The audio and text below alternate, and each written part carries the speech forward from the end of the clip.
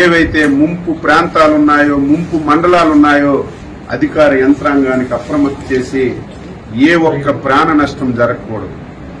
వారందరికీ సురక్షిత ప్రాంతాలకి తరలించడమే కాదు, మీరు చూశారు గతంలో వరదొస్తే తరలించి వారికి బస్తాల్లాగా ఒక స్కూల్లోనో కొట్లోనో పెట్టేయడమే తప్ప ప్రభుత్వాలు చూడక ఆర్తనాదాలు విన్నాం.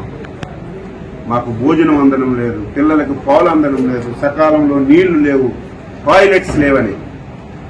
ఈ 5 రోజుల్లో ఎక్కడైనా ఒక వార్త వచ్చిందా? భోజనాలు పెట్టాం, పిల్లలకు పాలు ఇచ్చాం, వాటర్ ఇచ్చాం. వాళ్ళు మళ్ళీ నార్మల్ గా వచ్చి ఇంటికి వెళ్లేసరికి 3,000 రూపాయలు పరిహారం కూడా ఇచ్చి వాళ్ళందరికీ న్యాయం చేశాం. ఈ రోజు ఈ 2-3 జిల్లాలు తిరుగుతుంటే గత ప్రభుత్వం పాపాల వల్ల ఏవైతే పురాతనమైనటువంటి కాలువలున్నాయో, గెడ్డలున్నాయో 5 సంవత్సరాలు గాలికి వదిలేశారు. కనీస స్థాయిలో మెయింటెనెన్స్ చేయలేదు. కనీసం ఒక తట్టిడి మట్టి తీసి ఆ కాలువలో ఉన్నటువంటి అడ్డు కూడా తీయకపోవడం వల్ల నిన్న వచ్చినటువంటి వరదలకి ఆ కాలువలు పొంగి 1000 ఎకరాలు రైతు పెట్టినటువంటి పంట పూర్తిగా నాశనం అయిపోయింది. ఈ రోజు చంద్రబాబు నాయుడు గారు అసెంబ్లీలో ప్రకటించారు, మా మంత్రుల బృందానికి పంపిస్తున్నాం, నష్టపోయినటువంటి రైతాంగానికి పలకరించడమే కాకుండా ఎవరైతే పునరావాస కేంద్రాల్లో ఉన్నారో వాళ్ళ దగ్గరికి వెళ్లి వాళ్ళకి అన్ని సదుపాయాలు అందుతున్నాయో లేదో చూసి రైతాంగానికి ఏ విధంగా మళ్ళీ సహకారం ఇవ్వాలో అన్ని తెలుసుకొని నాకు చెప్పండి. నేను రైతుల పట్ల చాలా ఉదారంగా ఉన్నాను, అవసరమైతే ఒక పైసా ఎక్కువ ఇచ్చైనా రైతులు కష్టాలు తీర్చి వారి రుణం తీర్చుకుంటానని స్పష్టంగా ముఖ్యమంత్రి గారు చెప్పడం వల్ల మేము బృందాలుగా వచ్చి తిరిగాము.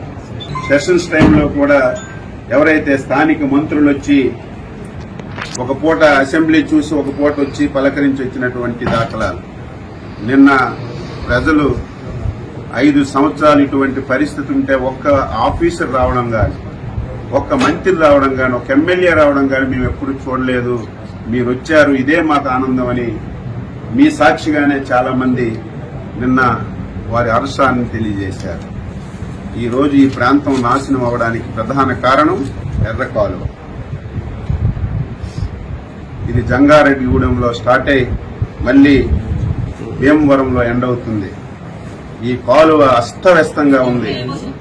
ఈ కాలువ వల్ల సుమారుగా 20 నియోజకవర్గాల్లో ప్రతి సంవత్సరం చేతికొచ్చిన పంట పోతుంది, పెట్టుబడి పెట్టిన పంట పోతుంది.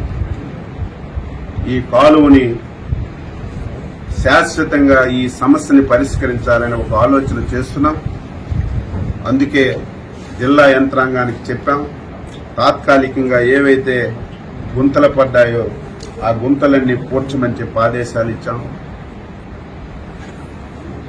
టెంపరీగా రేపు డిసెంబర్కి మళ్లీ వ్యవసాయం పెట్టుకోవడానికి ఎక్కడైతే ఈ స్లూయసెస్ పోయాయో, తలుపులు పోయాయో దాని గురించి ఒక ఎస్టిమేషన్ చేయమని ఆదేశాలు ఇచ్చాం. మళ్లీ ఈ 2 జిల్లాల మంత్రులు, ఎమ్మెల్యేలు అందరం కూర్చొని ఇరిగేషన్ అధికారులతో సమావేశం పెట్టి ఈ ఎర్ర కాలువకి శాశ్వత పరిష్కారం కింద మోడరైజేషన్ చేయడానికి ఎంత డబ్బైనా సరే చంద్రబాబు నాయుడు గారి దృష్టిలో పెట్టి ఈ 5 సంవత్సరాల్లో శాశ్వత పరిష్కారం చూపి స్వతంత్రం వచ్చి నుంచి పడుతున్నటువంటి ఈ బాధని తొలగించాలని చిత్తశుద్ధితో, అంకిత భావంతో పనిచేస్తామని చెప్పి సందర్భంగా తెలియజేస్తూ